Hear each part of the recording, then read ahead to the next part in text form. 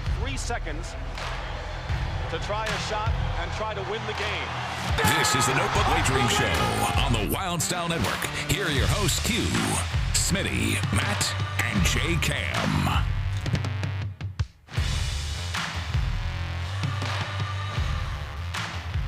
Hey, it's Wednesday night, Notebook Wagering time. Live from the Salisbury Center, fueled by Monster Energy. I'm sorry, I got a big grin on my face right now because Jason wearing that pirate hat. Are you really, is this just because the Major League playoffs, you just wish the Pirates were still playing? No, I just got a bad haircut last time. And now really or I could have said your hair just doesn't look good. Maybe that's it. Not working for me.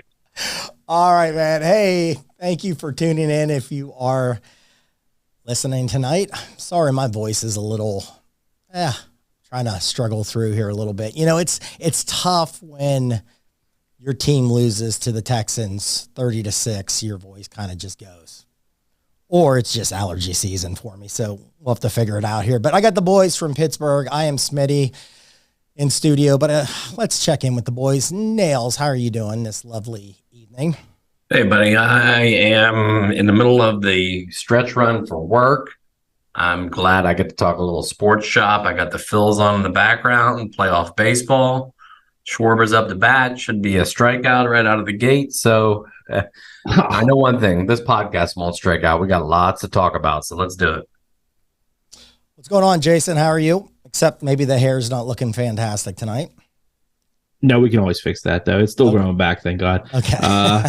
Pretty good. I mean, you got college football starting tonight. We got 50 days of college football coming up here. We got the college baseball playoffs, baseball playoffs started last night. Got some plays in there. And then the NFL, obviously our Steelers are looking a little rough, but fun conversations all around as the whole nation has found out that Matt Canada is a terrible offensive coordinator, and it seems like every single pundit has an input on it at this point. So kind of everybody catching up to where the fans have been for like the last 6 months. But let's get to some games. Let's make some winners. Yeah, let's go. Let's go. If you're watching, man, type in something. If you have a favorite play of the weekend or one of the games that we're talking about, we're going to try to do about 4 or 5 in college and then get in the NFL and try to give you as many winners as we possibly can.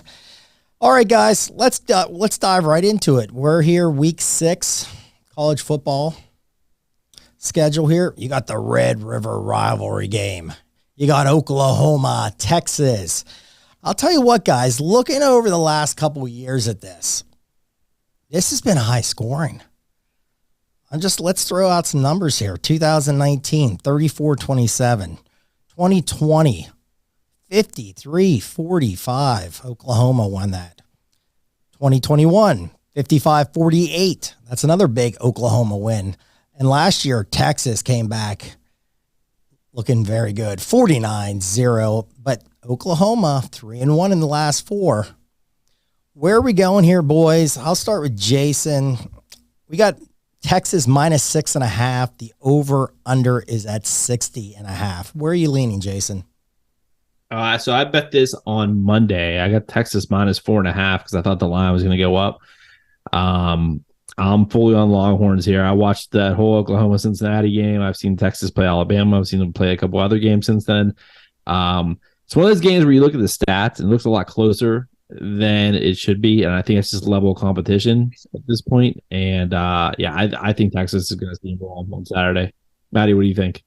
Yeah, we've been saying it the whole time we've covered Texas.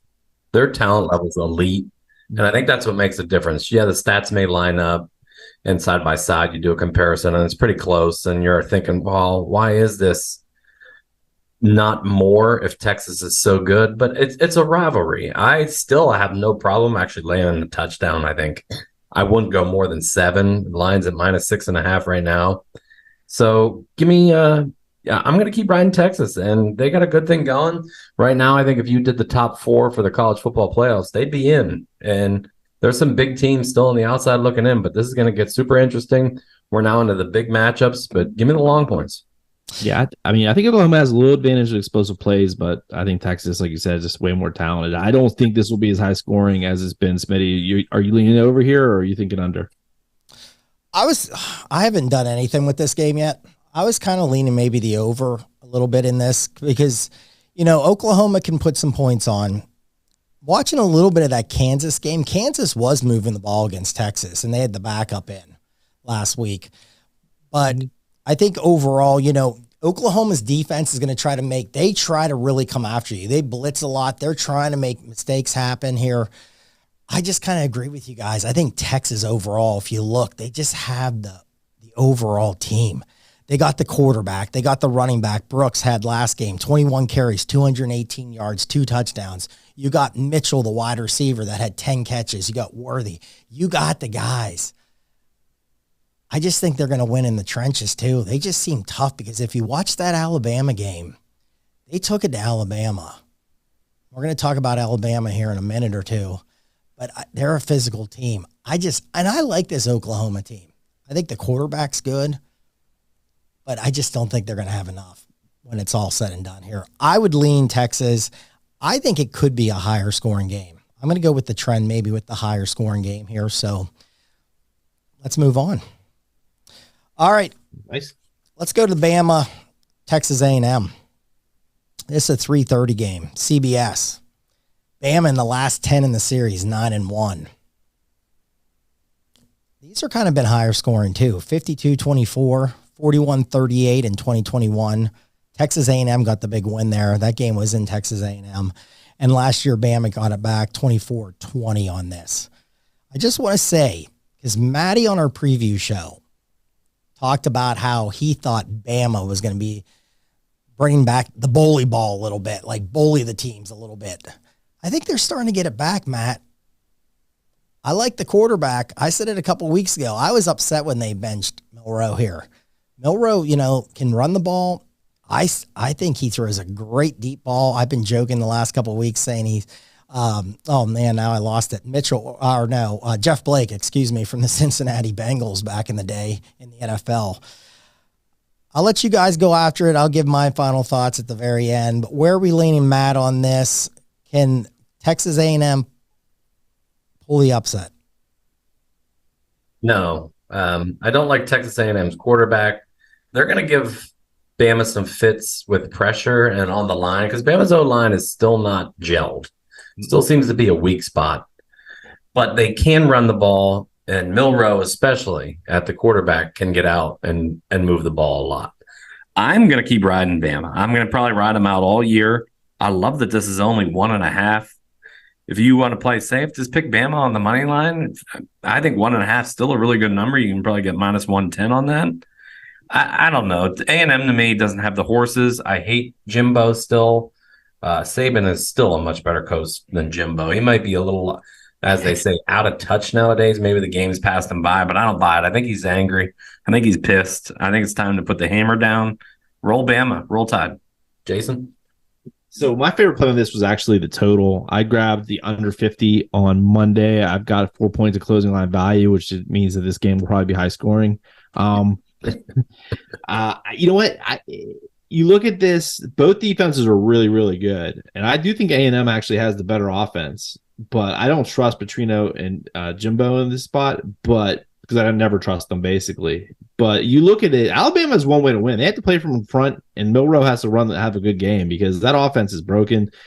The game's going to be basically one up front, like Matty alluded to.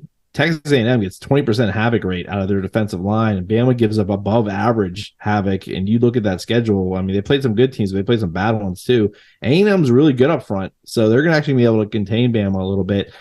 Like I said, I like the under, but I'll tell you what, in an under game like this, it's really, I would lean A&M, actually. I'm not going to bet it, but I really think they're going to be in this game. Sweet home Alabama. I like singing with my voice right now. I have a little Bryan Adams kind of in me. So I'm going with Matty here. I like Bama. Offensive line's playing good. Now you got the backup. You got Johnson that's now in, but he's looking okay for Texas A&M. I think the secondary's big for Bama in this. What's Petrino going to do with the play calling here? Are they going to try to attack him? I like the offensive line. I love the quarterback. I think he's starting to play good. I think they're starting to get their swagger back a little bit. I like Alabama in this. I just want to throw out, hey, Ken, thanks for listening, buddy. You're a good fan. You're always here giving us great little comments here. So I'm looking in the live chat right now. I want to give out 2 things Ken said. He thinks Jimbo's a little overrated, and he said Texas is going to cruise. Agreed. So there we go. We agree with you. Jimbo's a little overrated. Hey, if Jimbo gets this one, maybe he's not, though. Maybe everyone's going to be back on the Jimbo bandwagon here. But hey, Ken, thanks for checking in, man. Keep giving us some comments here throughout the show. We appreciate it very much. All right, guys, let's. Hey, can I? Yeah, go for it. Can I chime in, Smitty, real quick? Yeah, go for it. Since we are a gambling show, something to keep an eye on in this game. Special teams here. This could be where you lay a defensive touchdown type. A&M has a really, really good kick returner. And Bama with a backup QB, you never know. A pick 6 could be brewing at any time. You might be able to find some decent odds on a special teams touchdown or a defensive touchdown this week. All right. Great info there. All right, let's go. Next big game, I think, Kentucky, Georgia. Man, I watched that Kentucky game last week against Florida, and I wish Q's going to be back next week. He was going to be here this week, but he got called into work really, really late in the afternoon here, so I know he wasn't happy. But man, did Kentucky just pound the football. Who is that? Let me see in my notes here. Davis, man. Yeah, 26 carries, 280 yards, and 3 touchdowns. They had 329 yards rushing. I'll tell you what, I really sat and watched that game. I was very impressed how physical their offensive line was. And Florida just couldn't tackle anybody. It didn't look like they wanted to tackle anybody in that game. Now, a couple things real fast in this, and then I'll let the guys go after and I'll give my final thoughts. Georgia, again, a lot of people you talk to, they're like, the schedule's been weak. Who have they played? I was shocked last week. Auburn moved the ball as well as they did, because that quarterback is not that good. Auburn has not been moving the ball at all, and Auburn was moving. And that game was right there until the very end. Here's my question here, though. Can Kentucky be, because it's Leary, right, the quarterback? It used to be the NC State kid. He's there. Yep. Yeah, he only had 69 yards passing because they didn't have to pass last week. But he's had some turnover issues. Can the offensive line be as physical to this Georgia team as they were last week to Florida? Jason, go ahead with that. I didn't know. I don't. That was a complete shocker that Florida got pushed around like they did. Nothing statistically stood out that they were going to be that pushed around and just basically got run over. I mean, so I think Leary's a liability. Georgia got run on by Auburn. Auburn cannot throw the football. It's actually pretty funny to watch. And they were just killing them on counter plays, and Georgia really didn't adjust. But this week they have gotten drilled on that play. They're ready to saw it. They saw what Ray Davis did last week. They're ready to go. I like Georgia a lot in this one. I think Kentucky kind of, surprised everybody, but I'm not stuck up with them. I think Georgia went on the road and won a game that they probably shouldn't have with their redshirt freshman quarterback. And I think they'll win this week at home. I think this is a good spot for Georgia to kind of flex their muscles a little bit, kind of like Michigan did last week. I'm with you, Jason. I wish the line wasn't 15. I like 14. Instead, I hate trying to maybe buy that.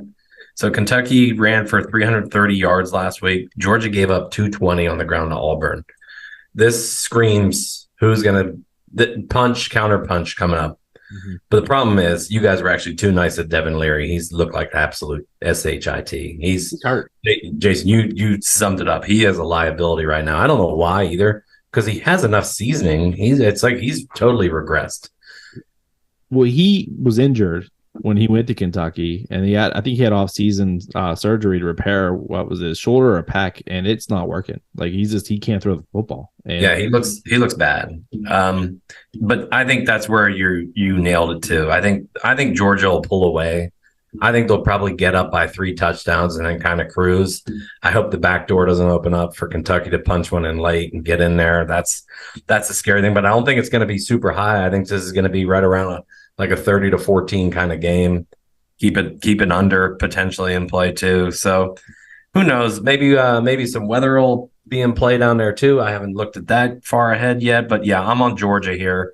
Probably -14. I don't know if I'll do the -15.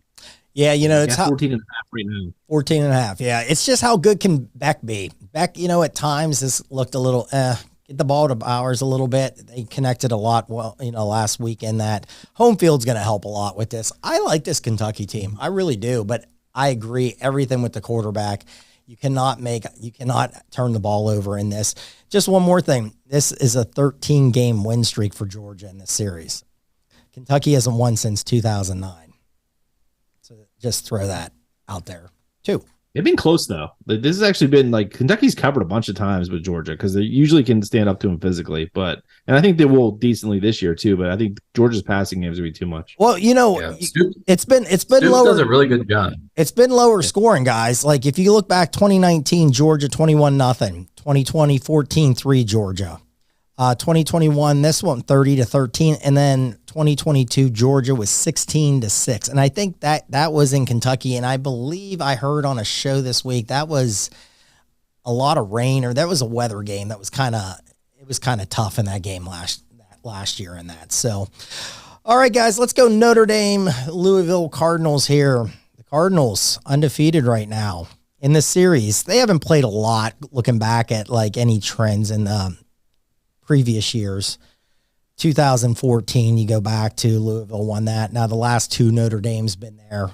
2019 Notre Dame 35-17 and 2020 12-7. Big time drive last week, boys. You had Notre Dame two straight weekends losing at the end against Ohio State.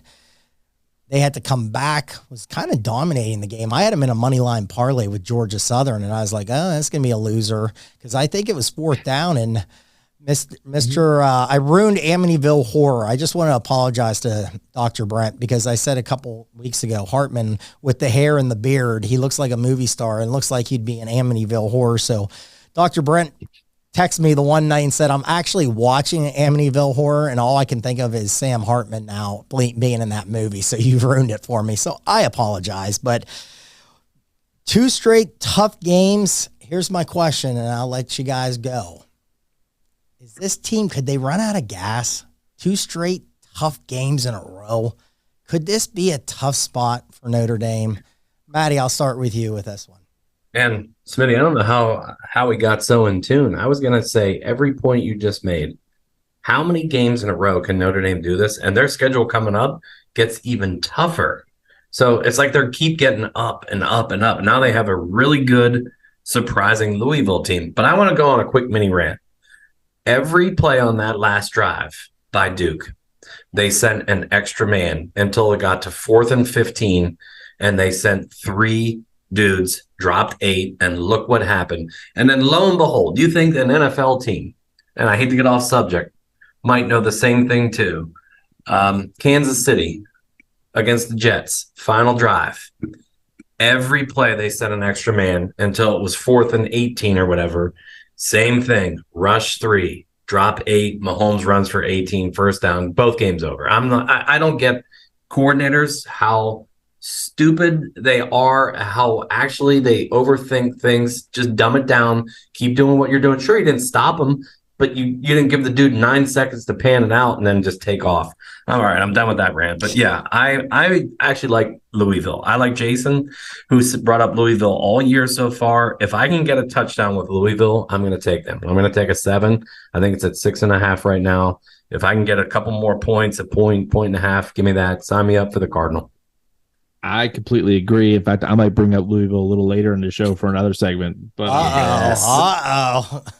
Yes. Hey, you got USC coming into South Bend next week. Like I said, the schedule has been murdered. This is the perfect little donut spot in this schedule for Notre Dame, a team we know doesn't throw the ball very well. Could they get down? Is the Louisville defense capable? Kind of looks like it on the numbers, so we'll see. But I'm with Maddie on this. Yeah, because, Notre Dame, great offensive line. Running back's a stud. I think you guys said a couple weeks ago, I think it was Maddie and then Jason, you backed them really well. Who's the wide receivers on this team? None. No, and the guys they have been hurt. So they're playing backups to guys who we didn't think were that good to begin with. So they're really down on the depth chart, on a depth chart that's not that deep. Yeah. Thank God Hartman has capable tight ends who actually catch the ball. I mean, they're not electric or dynamic, but they are reliable, and that's how they've been winning. I mean, it's been a grind out game. Hartman's been just about flawless, and that's how they've gotten by. There's a stub of the toe coming. Yeah, you can keep grinding. Yeah, I mean, listen, the kid's a gamer. I mean, that run, I think, what was it, like 4th and 17? And I think he broke the run and got the first down and just, I mean, and and the thing with him is he's very calm. It doesn't look like he ever gets really like worked up. You know, the head coach too is kind of like that. I don't know about him yet. I'm not sold on him yet as a head coach, but the quarterback, I mean, that's the position that you need, that guy that can just be there and go, relax, we got this. I know it's 4th and 17. Everybody relax. We're going to get this. And, you know, he did. And, you know, hey, listen, tough environment. That was first time game day's ever been there. You know, those people, they were fired up. It was a good game. I really enjoyed that game. I thought it was class act by him too. The quarterback for Duke got hurt, went into the tent. The game was over and he actually ran over there and just stood there until the guy came out of the tent to shake his hand and then run off the field. I thought it was a class act by him in that. So, he's a good guy. Good guy. All right, we got a couple more really quick. I'm just trying to keep an eye on the time so we can get a couple rapid fire ones in and then get in the NFL here. Let's go Washington State, UCLA. Right now it's UCLA -3.5, over unders 59.5. You know, again, they haven't played for a couple years. 2016, 27, 21 Washington State, and then 2019. This wasn't over. 67-63 that game. Man, where's the Pac-12? Jason, after lights or whatever it's called? Pac-12 after dark, baby. After dark, Get that's your bingo it. card out. You get your bingo. That might have been that. So I think both teams, I know UCLA's coming off. I didn't really break down this game. I ran out of time. I kind of have some thoughts on this. I know UCLA's coming off a bye. Is Washington State coming off a bye also? Can we look into that really fast? Yeah, Washington State is. I'm not sure about UCLA. UCLA, I know is. I know they are. Okay, then they both are. Yeah. Okay, so I just saw, and I don't know how truthful, because you can't always believe everything on X. I keep saying Twitter. It's X. Somebody posted something today and said Chip Kelly at UCLA coming off a bye is like 2-7 covering. Now, my only thing that I'm going to let the guys go after it. A lot of people I respect in this industry and I talk to, and they're really good handicappers. They jumped on UCLA early and they got it at 3. Now it's at 3.5. The hook scares me a little bit. I actually like UCLA in this game. I like Washington State. I really like the quarterback. I think he's good. I think it's a good team. But being in UCLA, I like this. The hook does scare me. Jason, I'll start with you. Any thoughts on the Washington State UCLA game? Yeah, I mean, I won't bet this, but I'll tell you what, the one thing I do give Washington State is the quarterback. UCLA is kind of playing, the freshman, kind of a big game here. Washington State's defense has been up to the test so far. I mean, they played a pretty good schedule, as we've seen. UCLA's really only been tested against Utah, and they obviously lost that game, but obviously fought pretty hard, only a 1-score game out there. I'm staying away from it, but I would probably lean Cougars. I think this is kind of their year. I think they're kind of had a little bit magical run. UCLA is really talented everywhere except for the quarterback position, and I think that, like I said, I think the Cougars can outscore them here. I don't know if it'll be a high-scoring game, but I could definitely see it being on the higher side than the lower side. What do you think, Maddie? I'm with you. So the last 5 matchups between these two have been by a touchdown or less. They haven't played in a while, though. And the only thing that scares me, I love Washington State. I love Cam Ward. I love their receiver. I think they are poised to go down there. The home field advantage doesn't scare anybody down there. So, I mean, give me 3.5. I would love that, especially if it's by a touchdown every game. It means you're already live out of the gate. So I know UCLA, stat-wise, they say has like the top-ranked defense. They beat Utah, or they lost to Utah with a backup QB. You're telling me Cam Ward can't come in and just get 3 touchdowns against these guys, make it a 21-17 kind of game? Hey, Jason brought up Louisville for a later segment. I might have Wazoo in a later segment. All right. I like it. All right. Yeah. Go ahead, Jason. The UCLA schedule Coastal Carolina, who's not what they were. San Diego State, who's definitely not what they were, and North Carolina Central. So I mean, there's nothing like what Washington State's played so far. No, the schedule, you're absolutely right. That's a great point. The schedule is not even close. And you got a freshman quarterback there for UCLA. I think they got to get the ball to Carson Steele a little bit more. Not just because I think I have him on both my fantasy teams, but give him the ball a little bit. Maybe I'm going to throw that out there. I know I have him at least one. I just don't think they're using him enough personally, and that's not a college fantasy thing at all. When I think Jason, you'll know this, Ball State. Did he come from Ball State? Yes, he did. Okay, Ball State. The guy would get 25, 28, 30 carries. He's a guy that can really pound the ball. And it's kind of, now maybe they have a guy that they want to split carries a little bit, but I think Carson Steele has to be in a lot more of their offense overall for them to be successful. And again, freshman quarterback, kids playing well, but sometimes they can have a stinker somewhere on the schedule here. So, hey, everybody down here is talking about the Maryland Terrapins. Now, I heard two people talk about it, but I just thought I'd bring it up. Maryland has a big game down here. Or no, it's up in Ohio State. Excuse me. Maryland at Ohio State. But Maryland is undefeated. 19.5, boys. Man, that's high, isn't it? That seems high because this Maryland team can put some points on the board. Over or under. I'm a little shocked on this. And I'll get your guys' thoughts on this. Over or under. I have it right now. I wrote it down 57.5. That's it. Is that what you guys are saying? I'm sorry, what was that? 57, the over-under, 57.5. Is that all that is? Because, man, I think people are a little too in love with the Ohio State defense right now. Oh, my goodness, yes. You know what I saw on my one site? I use 18.5 team points for Maryland. Man, I think they can get over 18.5 points. Oh, I agree because one thing with Maryland too is they have an offense that can put up some points, so the back door is going to be open. Ohio State. I didn't notice the Notre Dame Ohio State game. I don't know why both teams got such a boost out of that game because I was kind of a little unimpressed. I think I mentioned it last week, and I think you're going to see it. Ohio State not real great getting pressure on people against a schedule that they should have been able to get pressure on. Maryland's pass defense is good. Their run defense is terrible. So can Ryan Day be patient enough to run the football? The defense that he should be able to. I like the 19.5 here.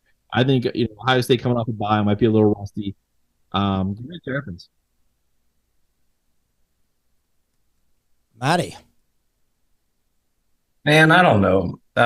I still see a 20 out there, which is even better. But this series is super lopsided. The average score in this series is 62-18 Ohio State. That's kind of what's happened to Ohio State a lot with Maryland, especially with Maryland. Maryland always seems like they get off to a great start. Down? But Matty, you froze. Okay, Matty, go ahead. And Tua, you guys there? We lost you for a second. You froze. Go ahead. Oh, my fault. No, that's okay. Finish your point. I think as good as these defenses are, the offenses are just as good. I think Tua and the passing game can get points on Ohio State. I think 20 is the right number. I think I'm going to take the Terps plus the points. Yeah, I was just saying, with Maryland, hopefully they can just hold on to playing some pretty good football because they get off to these great starts and then, they run into Ohio State, Michigan. And listen, that happens to a lot of teams because those are the top teams in the Big Ten. But I just think, again, I think this one could be close. I'm not sold. I agree. I'm not sold yet on Ohio State. Maryland usually is close to one of them. They usually get blown out by one of them, and then there's a game that's kind of a coin flip game. And I just think this could be the close one. I think they match up well with Ohio State. Despite their claims, it's not that physical, and that's really where Maryland struggles when they play these big teams. So, yeah, I think that this could be the game that they're going to be close in. All right, let's rapid fire anything you're playing so far, and then we'll do our money line parlay that we're going to hit this week. I have a good feeling here. So, Maddie, I'll start with you. Do you have any leans, any plays for anybody right now? I do. So, I believe it's tomorrow night. Let me double check. There is a small time game. Actually, I'm sorry. It's tonight, 9:00. So you got 14 minutes. Florida International, New Mexico State. New Mexico State actually puts up yards per play and points per play in the stat sheet. I like the over tonight, over 49 in the FIU New Mexico State game. And then if we're doing our money line parlay, I'm going back to the well, and I'm going Alabama money line. It's only at minus 125 right now to beat Texas A&M. I'll let Jason roll a couple games off. I'm going to find one more for our listeners as well. So go ahead, Jason. So the game I looked at, and I got 6.5 in. It's down to 5.5 now. I took Missouri home against LSU. That LSU defense is atrocious. And I think Missouri is kind of laying in the weeds a little bit. They've actually got some nice wins, good solid defense. If they can score enough points, they can actually win that game. But I think they'll keep it close. I think that the bad defense will help their offense get going. I've got, like we mentioned, I got Texas already, and I've got the under in the A&M Bama game. Other games we're looking at are here I lost my place going with that. Arkansas State is a team that's come up. They found a quarterback, and somehow is fun this year, but they're playing at Troy. Troy is coming off a big game last week. I think Arkansas State is kind of live. And the other one that I have, Colorado State at home playing against Utah State. Utah State is terrible. We've seen Colorado State, they can score points. I actually like Colorado State in that one. What do you got?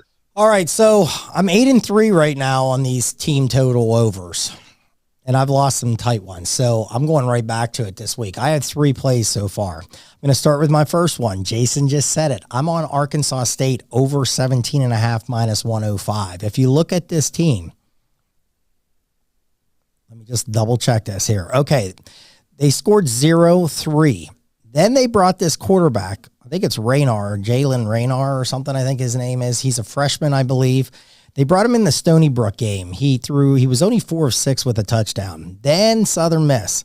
Then he threw for 233, 3 touchdowns. Now, last week against UMass, 383, 6 touchdowns. They're starting to score. So they've done 0-3, 31, 44, 52 points. Starting to score. They got their quarterback. This kid's good. Troy, again, good team, but Stephen F. Austin, they gave up 30. 42 to Kansas State, 16 to James Madison, 24 against Western Kentucky. I think Arkansas State is going to get over 17.5 points. I really like that one. I'm going to go back with Louisiana Lafayette. I really like this team. They play Texas State. I got and they're at home, over 33.5, minus 150. But listen, I don't care about the juice. I've done this. I've said this on another spot I do on a show. I laid it 1 week with Tennessee, minus 160, got over. LSU last week, minus 150. I gave it out on this show. I said, I don't care about the juice. Take it over. It's going to hit. This team scored 38, 31, 41, 45, 24 against Minnesota. That's a Big Ten team, kind of tough defense. Texas State has given up 31, 20, 34, 24, 36. I think Louisiana Lafayette wins that game. I think they get over the 33.5. One more here. South Florida playing UAB. Trent Dilfer's team. They give up a lot. 6, 49, 41, 49, 35 total points so far in some of these games. UAB's defense is not that good. South Florida starting to score a little bit. 24, 38, 3. Last week now listen to the last 2 games. Against Rice, 42 points. Against Navy last week, 44 points. I like this one. Oh, I didn't write it down. My goodness. Let me look really fast. But I have the team points. I'm not going to waste time. Everybody look up the team points and take South Florida on the team points. They're going to get it. Just some other ones really fast. Just some other ones to maybe lean over. I like that Maryland one. Hey, how about LSU again against Missouri? Over 34.5. I don't think that's a bad play. They score a lot of points and they can't defend. That's up and down kind of football there. So I kind of like that. And the only one I was thinking about maybe leaning so far in a game was maybe slightly UCLA and Navy. I kind of like Navy this week. Real fast before we switch to the NFL, teams that are ATS undefeated: Oregon 5-0, Oklahoma 5-0, Penn State 5-0. How about this team, guys? UNLV 5-0, covering the spread. Southern Utah and then Lafayette. Okay, I don't know if we're betting those Southern Utah games or Lafayette, but those teams are also undefeated. And just one thing, Georgia has not covered the spread yet this year, just to throw that out. All right, guys, real fast. What's the money line parlay? What's the 3 teams we're going to match? We went, 2-3 last week? I think it was 2. Yeah, I think we lost our quarterback in the Akron game. That's what killed us. Yeah, that was a tough one. All right, Maddie, do you want to start off? I think you already gave it out, but give it out one more time, please. Yeah, I'm going back to the well. Alabama, roll tide, minus 125 on the money line to beat Texas A&M. But I'll throw it out there, too. If you're feeling frisky and you want to get a little plus money on your card, throw it on Washington State, plus 150, money line, play it. Jason. Yeah, I'm going with Louisville. I'm gonna take the bigger number on the money line, add a little spice to this. I really think this is the spot where Notre Dame probably stubs their toe. All right, I'm going to go with one of the teams I just said about the team points over. I'm going to go Louisiana Lafayette here against Texas State. On scores and odds, it's minus 132. So, Jason, if you're whatever site we use, what's it saying? Yeah, I try to shop for the best number, which so far it's been DK, and they offer a nice little parlay boost. So I know they do red commercials during the show sometimes, but nice little promo they run. All right, so we'll put that on Twitter. 1-0 Phils. Oh, good. I got the Phillies. I need them tonight, man. The MLB playoffs. Ooh. I was rolling into the end of the season, and the playoffs have come, and it's kind of bit me here. So, hey, everybody, I will put that on our Twitter. I did last week. We'll do the Moneyline Parlay, and we will put it out, and you can fade it, play it, or just root for us to try to get a big winner. All right, let's go NFL time. Hey, you know how good Vegas? I saw this on the X. I think going into the Monday night game, the favorites, it was 30-30-3 ATS this season. And somebody said, man, does Vegas know the NFL? I think they know a lot of things. They're always right there with the number. All right, guys, big game tomorrow night. You got Maddie's team. They're playing the Chicago Bears. Matt, I'll start with you since it's your team. Good effort last week. Good effort. Didn't get the win, but a good effort. Maddie, real quick, do you think they should have went for 2 to win the game? No, I don't. I actually think they played it right. Looking back, probably should they have? Yeah, but the division's not. I mean, you can't throw the division away already and then just give away a game potentially. I like what they did. A great comeback. I don't know about this week's game being a big game. I think the line started at 7.5. It's already dipped down to 5.5. So maybe the Commanders blew their wad a little bit. Chicago, you can get a little cheap action there, but I'm not going to play that game. I will enjoy watching it, and I'd like to see the train wreck at quarterback for the Chicago Bears and see what happens there. And I think Matt Eberflus is just a bad coach with a bad offensive coordinator. So I can't be mad at what they did last week, Smitty. The Eagles are really good, and the Eagles are going to do that to a lot of people, and they're going to sneak out a lot of wins. That looks like a 13-4 kind of team. So strap in. I'm in it for the long haul. I do like what I see out of Sam Howell, so I'm still going to give my squad an arrow up. I wish they could get a little bit more consistent, but arrow up, and I will enjoy tomorrow night's game. Should they have went for 2? No. I think they played it right. I mean, it would have been ultra deflating if they went for 2 and then just already blew it. I like that they had a chance to win it in overtime. Okay. So I actually If this line gets back up to 6.5, I actually like the Bears here. I mean, the offense has kind of like been okay. Commanders' defense hasn't really exactly been like lights out like you thought it would be. So Thursday night, if this game was actually played on a Sunday, I would play the over. But the Thursday night, I'm going to struggle a little bit here. I'm not going to go do that. But I do think there's potential for points here. I think Sam Howell's going to have a really good game because there is no pressure coming from the Bears defense. And he's actually faced a ton of pressure because he's holding on to the ball too long. Like his average pocket time is like 2.7, which is like 0.3 seconds more than average, which is crazy. So, but yeah, Commanders win. I think the Bears might get the +6 there. So that's what's I'm leaning there. What do you think, Smitty? Yeah, you know, you want to see what Fields did. I mean, he threw for a lot of yards last week, but Denver seems like they're giving up a lot of yards to everybody here. Just a couple of things I wrote down. You know, the Bears have lost 14 in a row. They're 2-12 ATS, and they've given up 25-plus points in all those games. Now, here's the thing with the Commanders, though. Now, these are good teams. I mean, I know the last 2 games they've played the Bills and the Eagles. But their last 3 games, they've given up 33 to Denver, 37 to Buffalo, and 34 to the Eagles. What happened to that defense? Defense was supposed to be like their strength on their team. I don't know. That's a lot of points. And I know they're good teams. I know Buffalo can put points on. Could this one be a high-scoring game? I mean, when the Bears can't stop anybody and the Commanders really hasn't stopped anybody, but the problem is, can Justin Fields do this again? There's problems there. I mean, Claypool looks like they're just going to cut him because he ran his mouth again. He's a pain overall. We saw that in Pittsburgh. I don't know. I think the Commanders win this game. I liked what Howe did last week too. I said last year he should have been quarterback in the team. So I think the Commanders cover. I think it's a good teaser spot too. Get them down. And maybe play the over. This could they throw some points on the Bears? Yeah, and could the Bears throw a little bit on them? It could get over. I think this could be an over game. But it's a short week. Some of these Thursday night games sometimes they don't sometimes get crazy. Primetime games have been going under, so just be careful on that. Better play for me as a teaser with the Commanders down.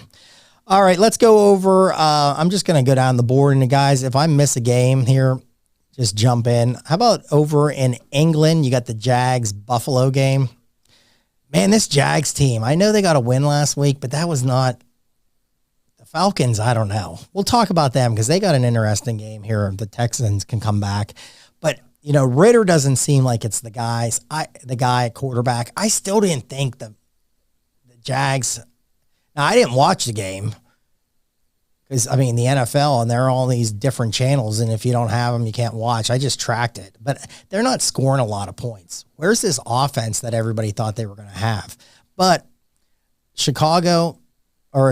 Buffalo's starting to kind of really go into it. Allen's playing really good. I like the Bills in this one. Jason, I'll start with you. What's your thoughts on this game? Yeah, I mean, the only advantage is the Jags have been over there all week, which is an unusual twist this time around. And I'll definitely be fading them next week as they come home to the U.S. If they don't have a bye week. But I think the Bills win kind of easily here. Jags' offense really inefficient. They're putting up yards, but they can't score in the red zone. And the only thing really bailing them out is that their red zone defense has actually been pretty good. Bills kind of showed last week that, you know, we've written them off a little too soon. I don't think we have, but they're definitely playing really well right now. And I think they'll put up some points. They'll be able to, you know, just to kind of generate some offense and probably move the ball a good bit. And one thing is, these teams really hold on to the ball during their possessions. So there are probably going to be fewer possessions than usual. So I'm leaning under, and I'm definitely taking the Bills -5.5. Same. Sad to say, that's actually kind of boring. Jason, I did do a quick look ahead. You are correct. I thought the Jags next week might get a bye. No, they have to go to Indy. That is a sweet look ahead to grab the Colts. Especially if Richardson's behind helm, but they look just fine with Minshew too. But I like the Bills this week. I think their train is fully out of the station. I think Josh Allen learned after week 1, look, you cannot just be careless. This team is actually really talented, really good. Rein it in a little bit. Quit taking all these dumbass chances, and we'll be just fine. Diggs is happy, content. He's racking up yards and touchdowns. Yeah, I think the Jags are in trouble. I mean, their offense looks kind of lost, which is scary because everybody preseason was on Trevor Lawrence. Oh, Trevor Lawrence MVP, Trevor Lawrence over passing yards, Lawrence over touchdowns. It hasn't panned out. I don't know why. They actually looked good week 1 with Calvin Ridley, and now they haven't gone back to it. They might want to dial back and go check out the week 1 film and go back to that. But give me the Bills -5. All right, I just want to hit on this game really fast, and we don't have to spend too much time because the Saints travel up to New England. You know, there's some issues there. You got a lot of guys hurt on the New England's defense. Jones is not playing very well, and a lot of people want him gone. They want I think it's Zappy in there, quarterback, and I think he actually came in and did play. So just a couple things I just want to throw out again. I've been saying this stat. Saints, 11 straight games in a row, unders have hit.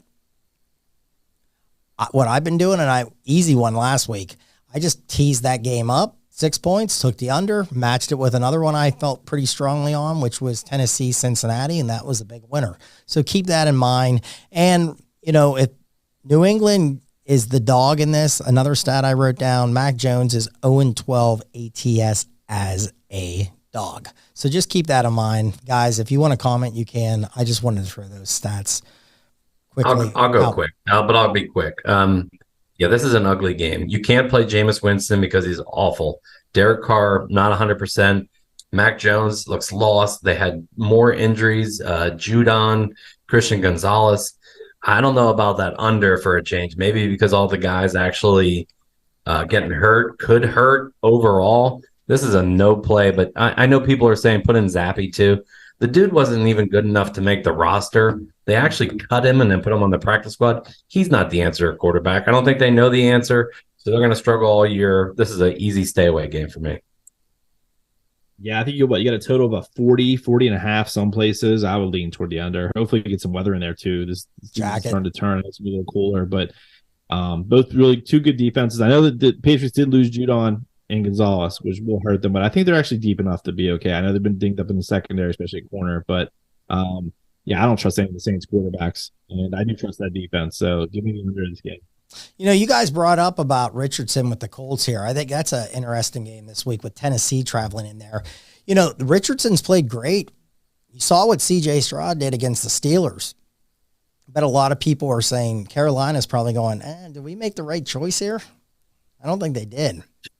Any thoughts in that game really quick? And Tennessee, I think they became favorites last time I saw her. Any thoughts?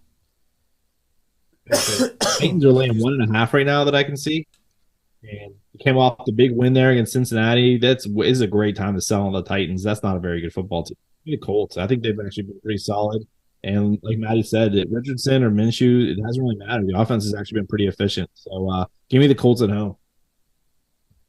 I'm seeing Colts -1. I don't know if is that what you guys are seeing? No, I got Titans -1.5 across the board. Okay. I was going to say, if I can get – oh, yes, I see it. Actually, CBS updated. Actually, there's a +2 out there. Yeah, give me the Colts at home. Henry went off last week. They have to continue to feed him. They still don't have Traylon Burks. Hopkins is still there. The tight end's been underutilized. It's still Ryan Tannehill. I actually probably like the under in this one, under 43. But this is a division game. This is all tight. But, yeah, give me the Colts this week. One concern is that the Colts' interior offensive lines have been banged up. Nelson's been dinged up. Their center, I think, missed last week. And the Titans, the strength of their defense, the 2D tackles. So watch the injury report. If Nelson's out or the center's out again, that could be a little iffy. I still like the Colts, though. Yeah, that's a tough one. But the Colts are good, and Richardson's playing well. All right, let's go. Baltimore Steelers. Man, that's why, again, now I think it's my allergies, but I made a joke about, again, you can't even scream at it. There's nothing to even get mad about because the Steelers' offense is so predictable. Canada's horrible.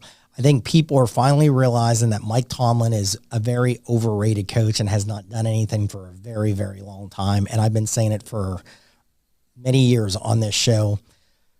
But this is one, Dr. Brenny then said this. This is one that how bad the Steelers looked. It seems like Pickett's going to play. It's like they'll hang around in this. I think it's a great teaser spot. Jack the Steelers up. in a way, I hope they keep losing. I'm sorry. I think it's time we make a change in Pittsburgh, because this will be one of those things. They'll lose, then they'll come back and they'll be about 500, or they'll be 500, and everyone can say, "Oh, he's never had a losing season and it's a good year." And now it's not. It's horrible. But the one thing is sad, I saw Mike Tomlin as a ATS home dog, 17-5-3, 77%. Very good. And this usually, it's a close game. I know Pittsburgh looks bad, but this is what they usually do. They get blown out somewhere against a crap team, and they come back and they play a team that you would say is going to beat them. And Baltimore's really banged up too. I'm not saying the Steelers are going to win. I love the teaser spot for the Steelers. Jason, what do you got?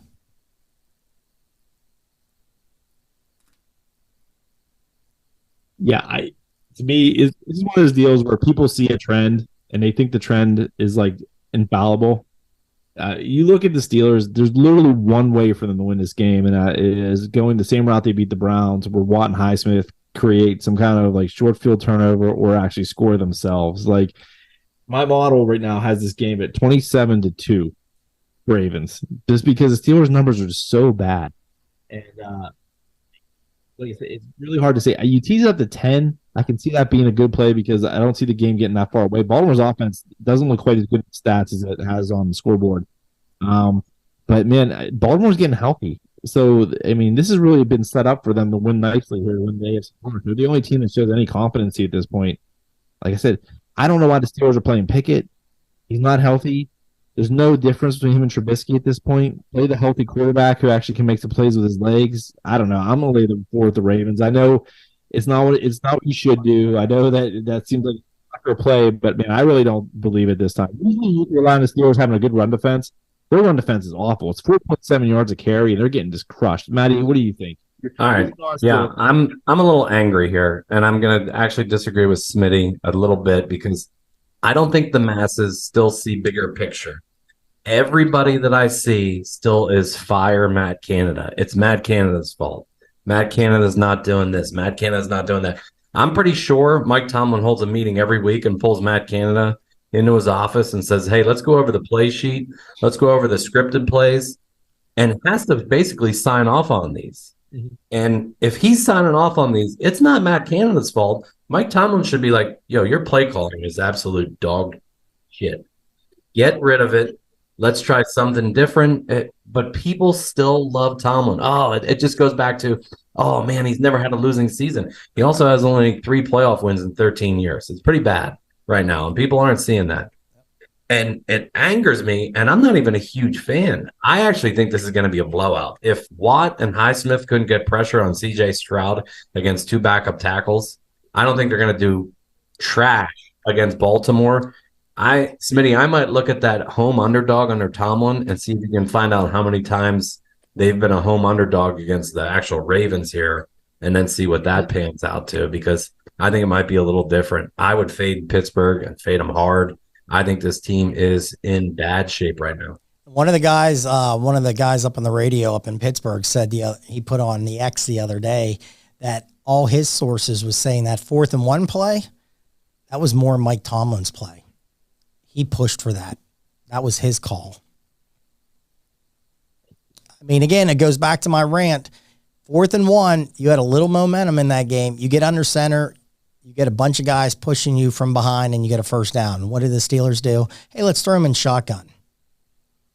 The excuse with the short yardage doesn't make sense either. Then if you don't have your short yardage guys, just run your base offense. Because if it's 4th and 1, then you can run or pass, and the defense doesn't know what to do. They can't favor either one, and then you can still run the quarterback sneak under center. Like, you don't have to. You don't have to do the torch push. In fact, there's probably a better way to do it these days because everybody's expecting it. So it's just, that's the part where I think Tomlin has lost people, is that, like, the lies now are very evident, and like anything in his press conference you really cannot believe. And he told you 2 weeks ago that was the case, and he literally has lived up to it now this week. And I think he lost a lot of credibility everywhere. He's all talk. Not making the changes he promised. He's all talk. Can I make one more quick point too? I still don't buy Jalen Warren either. He averaged like 3.6 yards a carry last week, and actually Najee ran better again. I don't trust either of them. I don't like either of them. I don't think they really complement one another. I don't know. I think for them to have any shot to win this game, they literally are going to have to slow it down. And it might be, we might get that infamous Pittsburgh dad 3 and out, 3 and out, 3 and out. But that might be the only way to do it and actually keep this game super dirty, super tight. And Pittsburghers have to be hoping for like a 15-13, 4 field goal type game. Now, we disagreed. Hey, listen, Harris, I thought, played well. He ran, I thought, well. Listen, Warren got a couple carries and got good runs too. He just doesn't get enough. He had 8 carries though, and but I'll tell you what. One of the best player props I played is his receiving yards because he catches and he goes. Keep throwing the ball to him on those little screens and let him go. And everybody keep playing his player props. I'm like 2-0 this year because they throw to him all the time and he breaks runs. I disagree. I think he's a good back. I really do. So, hey, real quick, let's go. I think probably the best game here, and then I just want to rapid fire like maybe 2-3 really fast. We'll give out Old Man in the Garage. He has 2 plays for his dog plays of the week here. We got Dallas, San Francisco. Hey, guys, really fast, man. This San Francisco team, I mean, they are just a machine. They're just scoring points. They've thrown 30 against the Steelers, 30 against the Rams, 30 against the Giants, and then to 35 against Arizona. If you look back in the last season, too, at the very end of the year, they threw 38 against Arizona, 37 against the Raiders, 37 against DC, I think 41 in the wild card games. Then they slowed down. They did not score that against Dallas. And then in that Eagles conference final, because Purdy got hurt and that game got really, really ugly, and the Eagles blew them out. But this team, 8-2 in their last 10, over 30 points or over. This team can score. Can Dallas? Now, Dallas not a bad team. Who's going to win this one and why? Jason. 49ers are going to win this one because I don't trust Dak Prescott in this spot at all because he struggled in these kind of games. He struggled in the Arizona game. San Francisco, good solid defense. They will catch a couple interceptions off of it. The only way Dallas wins this game is if that front four just completely overruns that San Francisco offensive line, which it could. But like I said, with Diggs out in the secondary, I think they're a little vulnerable back there. I think the playmakers will break tackles on the outside for San Francisco and win this game. Maddie. Who wins and why? I agree with Jason. It's San Francisco, but I'm going to go on the other side of the ball, and it's the O-line of Dallas this week. Zach Martin, questionable. Tyron Smith, questionable. Micah Parsons, I know he's on D, questionable. This is a banged-up Dallas team. Again, Dak at the helm. Mike McCarthy, who I'm not a fan of at the helm. I actually think Brock Purdy's a better quarterback than Dak. I think Shanahan's a better coach than Mike McCarthy. It's in San Francisco. They have just enough weapons, and they can just run the ball at that Dallas front, and that's where they struggled. Somebody bullied them. Yeah, I mean, so we do a money line parlay here on the pros as well. That's my best bet of the week. San Francisco -3.5 right now. Lock it in. Yeah, I think that's a great play here. Really fast, let's talk. How bad is the Dolphins going to beat the Giants? Matt, is that a blowout? Yes, it will be, I think. I think the Giants will get some cheapies late. Like I could see Danny Dimes breaking a goofy long run as long as he doesn't trip over his own feet. But I think Tyreek is going to preach and practice all week that he wants the ball. And I think the young super nerd coach is going to appease him and get it going out there. So, I like Miami this week. I should have asked, are they going to score more points or their offensive line is going to give up more sacks? That's the thing. What did he get sacked on Monday night? 11? I think 11 times. Well, they might get Andrew Thomas back, so that'll help, and maybe the center too. But I don't think the Giants can hang with these guys. All right. Jason, one for you, rapid fire here. Eagles, Rams. Can the Rams pull the upset on the Eagles this week? What am I getting here? I'm getting 4.5. 4.5, yeah, for the Rams, +4.5. I'll take the 4.5. That kind of like Eagles have been a little bit like Notre Dame here. They've kind of been dancing through the raindrops a bit, where they haven't looked as good as they did last year, where they were just killing everybody in the first half and kind of holding on in the second half. Teams have been able to move the ball a little bit against them. I mean, kind of figured out the scheme, I think, a little bit. And then offensively, they still look tentative. Like A.J. Brown may play his last game against the Commanders, but Hurts is still not running. And if they play a team that actually can stop the run a little bit, I think they can be okay. The Rams are playing all right. The only thing that scares me is they got totally killed on that Sunday night game against the Bengals, or the Monday night game against the Bengals, where the Bengals just brought 5 guys and just killed them one-on-one in pass rush. And like they could literally just did nothing in the whole second half. Eagles do that as a scheme. So that makes me a little nervous. But give me the Rams plus 4.5. I do think the Eagles will win, but I think it'll be a nice typical NFL road game where you barely get out of there alive. Jason, you might be onto something too. Cooper Kupp he's supposed to play. I think it's going to end up being like a game time decision, but it seems that he's trending towards playing, and that'd be a huge help. Jonathan Taylor too. Use him though, because they're setting Nakua up on all those routes. I don't know how those two coexist. I think that's actually challenging because they're kind of the same guy. The one thing they need is that burner, which they have in Jefferson, but they don't use him. Well, I think that could work though. I think they could actually kind of play like the Miami style and even though Waddle's underperformed so far this year, but I think they'll go, and especially Kyron Williams is hurt. That could be a full run and shoot type game for the Rams. I hear you. Is Jonathan Taylor trending to play? I saw he was practicing this week. No? Okay. He's going to play. You think he's going to play? I think they need to show. Somebody made a great case of this. I think it was on the NFL Network, where they need to showcase him. I think they only play 3 games in the window before the trade deadline. And I mean, they can use him. He wants to get out of there. It's kind of like one of those things where we both want to part ways, so it's in our best interest that we both play. And like I said, he's useful. I don't know how good he'll be this week, but you have to account for him. And I mean, they can use a little boost to the running game. I definitely think he plays. I don't know how effective he'll be, but he'll definitely be out there, and they're going to have to at least account for him in some way, and that'll help the effort there against the Titans.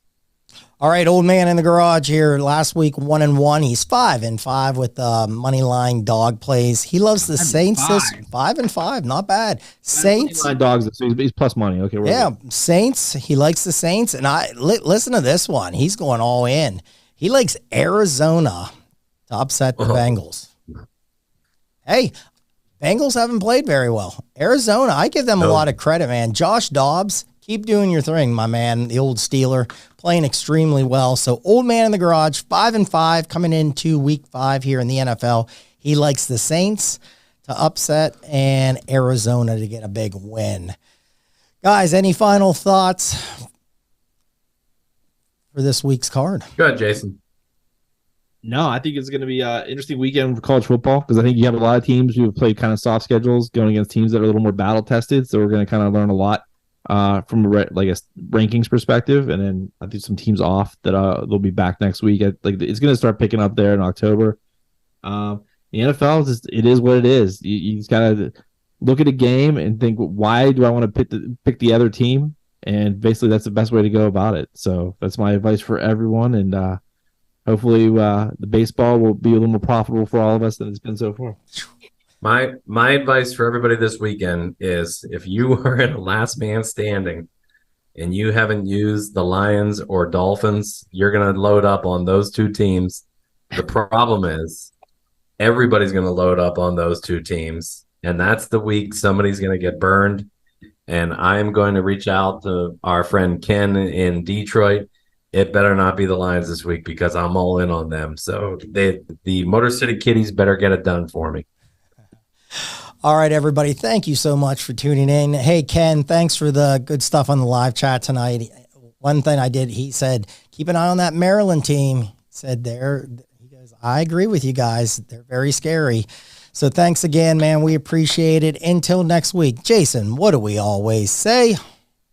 Bang your bookies. Thanks for listening to the Notebook Wagering Podcast. Make sure you subscribe so you don't miss any episodes, and be sure to follow @Notebook Wagering. Until next time.